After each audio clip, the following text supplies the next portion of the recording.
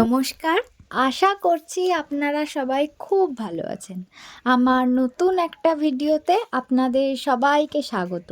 আজকে দিনটা মঙ্গলবার, এখন ওই সকাল 10:30 মতো বাজে।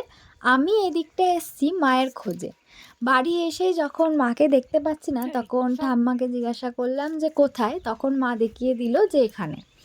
তো মা এখানে এসছে, আমি এসছি আপনাদেরকে দেখাতে যে আজকে যেহেতু মকর সংক্রান্তি, আজকে ঘরে ঘরে আমাদের বাউনি দেওয়া হয়। তো সেই বাউনি যখন বাঁধা হয়, যে জিনিসগুলো লাগে সেগুলো আমার মা সুন্দরভাবে সংগ্রহ করে একটার পর একটা গুছিয়ে রাখে সেই বাউনিগুলো বাঁধার জন্য।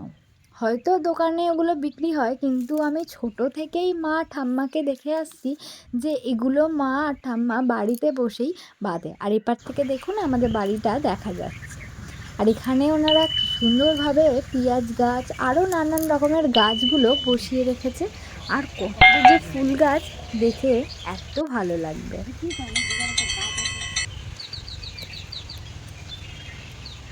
বোটা নিয়ে নেবে তো, বাঁধতে হবে। কত বড় বড় রাখছো দেখি। কই? ও,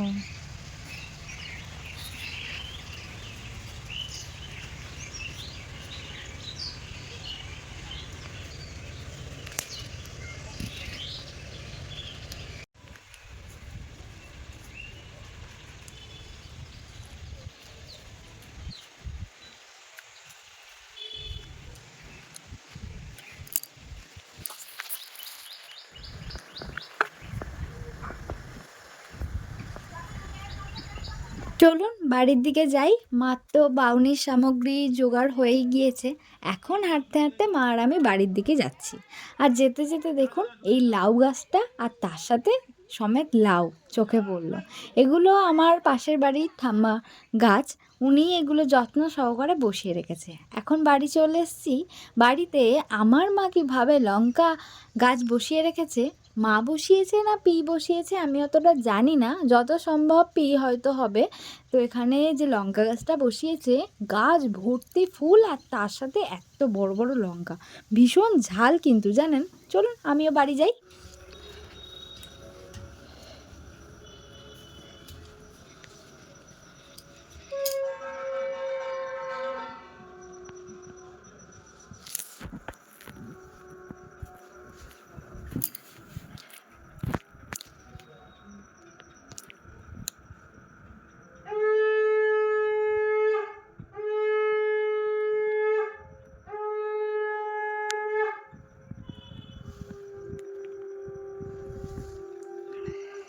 আমি তো বাড়ি ছিলাম, বাড়িতে রান্নাবান্না করে একটুখানি খাওয়া দাওয়া করার পর রেস্ট নিয়ে এখন 6:30 বাজে সন্ধে। এখন এসেছি মায়ের কাছে।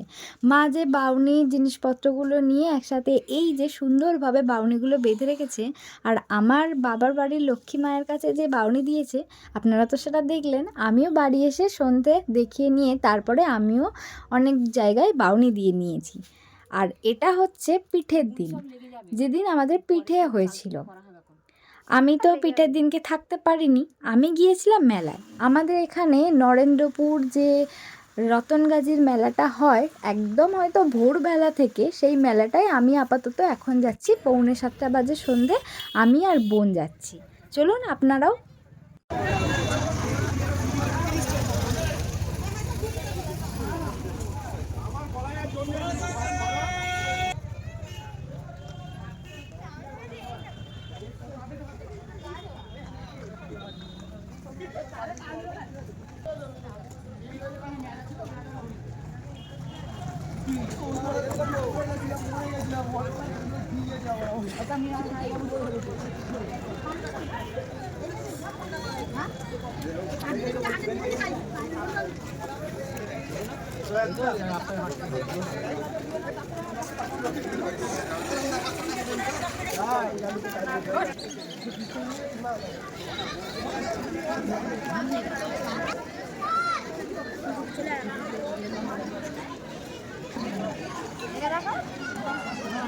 দেখা যায়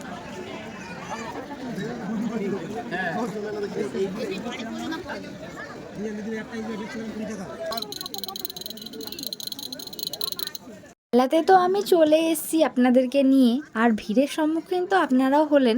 এখন পুজো দেব, তার জন্য কিছু সামগ্রী নিচ্ছি এখান থেকে।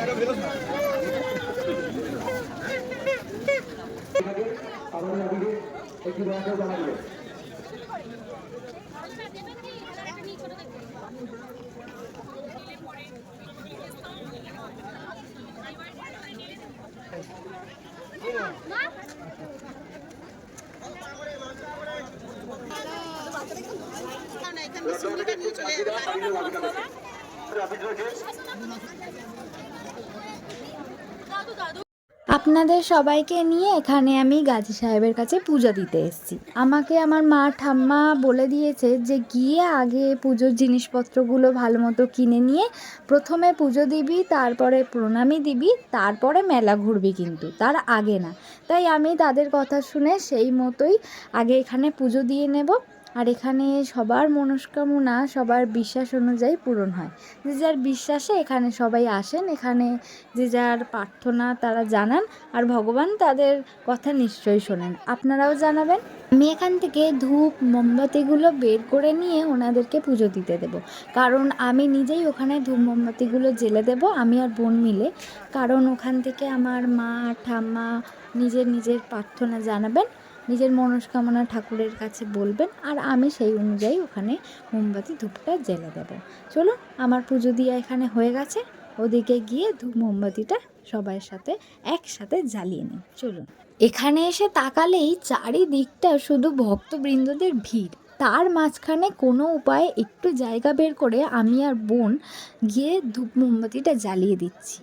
এখানে এত মানুষ ধূপ মোমবাতি জ্বালাচ্ছে বা জ্বালিয়ে রেখেছে যে আপনি একটুও মুখ বাড়াতে পারবেন না, পুরো মুখটা যেন ঝলসে যাবে। এর পিছনে ভগবানের আশীর্বাদ লুকিয়ে আছে, যে এটাও পারতি।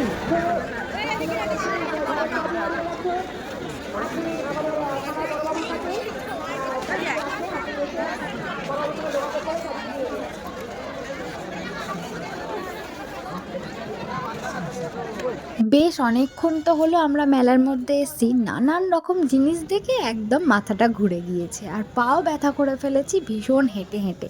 এখন একটু দাঁড়িয়ে সবাই মিলে মোমো খেয়ে নেই। আসি তাহলে, আবার নতুন একটা কোনো ভিডিও দেখা হবে। আশা করি মেলার ভিডিওটা আপনাদের ভালো লেগেছে। আর যারা তো এসছেন তাদের তো আর বলার কিছু নেই, তারা তো এখানে ঘুরে দেখেছেন। ভালো লাগলে ভিডিওতে লাইক করবেন, আর পাশে থাকার জন্য চ্যানেলটিকে সাবস্ক্রাইব করবেন। আসি তাহলে, আবার দেখা হবে নতুন কোনো ভিডিও। টাটা সবাইকে।